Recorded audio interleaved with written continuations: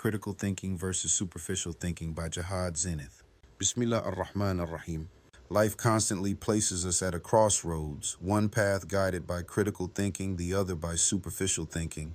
Which road we choose determines whether we walk in wisdom and peace or stumble into traps of anger, regret, and harm. Critical thinking is the disciplined practice of analyzing, questioning, and evaluating information in order to make sound judgments. It means separating facts from opinions, weighing evidence logically, and being open to multiple perspectives before reaching a conclusion. Socrates captured this when he said, "The unexamined life is not worth living." Critical thinking is not just academic, it is protection from the dangers of rash choices.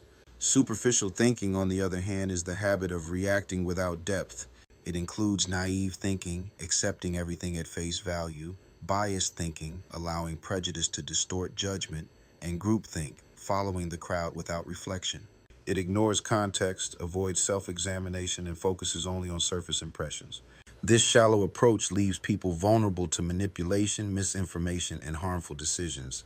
To live superficially is to walk blindfolded, ignoring the reality beneath appearances. Faith traditions strongly warn against superficial thinking. In Islam, the Quran calls believers to reflect, "Do not follow that of which you have no knowledge." 1736. The practice of ijtihad, independent reasoning, demonstrates that faith and critical thinking work together. Prophet Muhammad, peace be upon him, said, "Wisdom is the lost property of the believer. He takes it wherever he finds it." In Christianity, the Lord invites his people to think deeply. "Come now, let us reason together." Isaiah 1:18.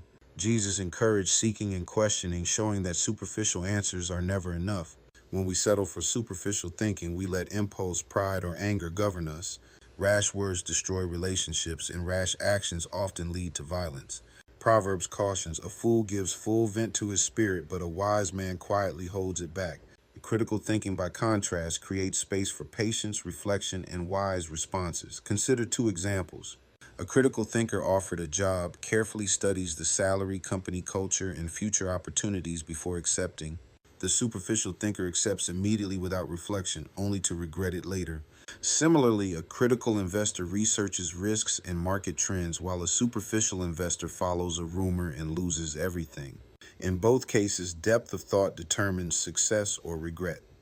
Critical thinking equips us to anticipate risks and avoid harmful situations, identify manipulation and resist propaganda, make decisions that align with our values, learn from the past rather than repeat mistakes, live with clarity, peace, and purpose. Superficial thinking, by contrast, leads to wasted potential, broken trust, and unfulfilled lives. It is the root of conspiracy traps, anger spirals, and shallow distractions. It keeps people at the surface, never probing for truth. The disciplines of faith and philosophy agree. Critical thinking is a habit, not a single act. Aristotle wrote, "We are what we repeatedly do." Excellence, then, is not an act, but a habit. Like prayer, meditation, or self-reflection, critical thinking grows stronger with practice. It requires examining our assumptions, questioning appearances, and asking whether our choices will bear good fruit tomorrow. In a world filled with noise, propaganda, and division, superficial thinking is easy but dangerous. Critical thinking takes discipline, but it offers freedom. For people of faith, it not only protects from error, but also strengthens belief, deepens wisdom, and nurtures responsibility. The choice is ours. Will we think deeply and live wisely, or remain on the surface, guided by shallow impulses?